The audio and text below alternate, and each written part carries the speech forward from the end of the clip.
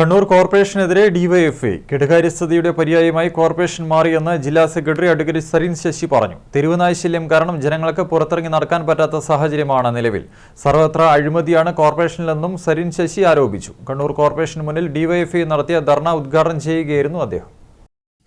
ജനവഞ്ചനയുടെയും വികസന മുരടിപ്പിന്റെയും കേന്ദ്രമായി കണ്ണൂർ കോർപ്പറേഷൻ മാറിയെന്ന് ഡിവൈഎഫ്ഐ ജില്ലാ സെക്രട്ടറി അഡ്വക്കേറ്റ് സരിൻ ശശി പറഞ്ഞു.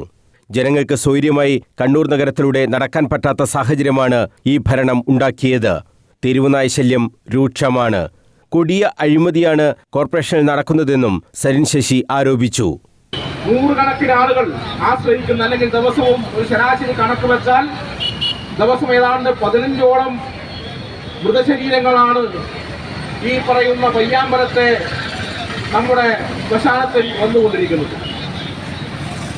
മറ്റൊരിടത്തും കാണാൻ സാധിക്കാത്ത നിലയിൽ രക്ഷിക്കാൻ വേണ്ടിയിട്ട് ശവമായിട്ട് വരുന്ന ആംബുലൻസിന് ക്യൂ നിൽക്കേണ്ട അവസ്ഥ അത് കണ്ണൂരിൽ മാത്രമാണ്. കോർപ്പറേഷന്റെ ഭരണ കെടുകാര്യസ്ഥതയ്ക്കെതിരെ കോർപ്പറേഷൻ ഓഫീസിനു മുന്നിൽ ഡിവൈഎഫ്ഐ സംഘടിപ്പിച്ച ധർണ ഉദ്ഘാടനം ചെയ്ത് സംസാരിക്കുകയായിരുന്നു സരിൻ ശശി. ജില്ലാ സെക്രട്ടേറിയറ്റ് അംഗം എം ശ്രീരാമൻ അധ്യക്ഷത വഹിച്ചു. ജില്ലാ vice president AP Anveer, K Rijal, TP Nived, Rasal Raj, T Akhil തുടങ്ങിയവർ സംസാരിച്ചു. സമാപന സമ്മേളനം ഡിവൈഎഫ്ഐ ജില്ലാ പ്രസിഡന്റ് മുഹമ്മദ് അഫ്സൽ ഉദ്ഘാടനം ചെയ്തു. News bureau, Kannur.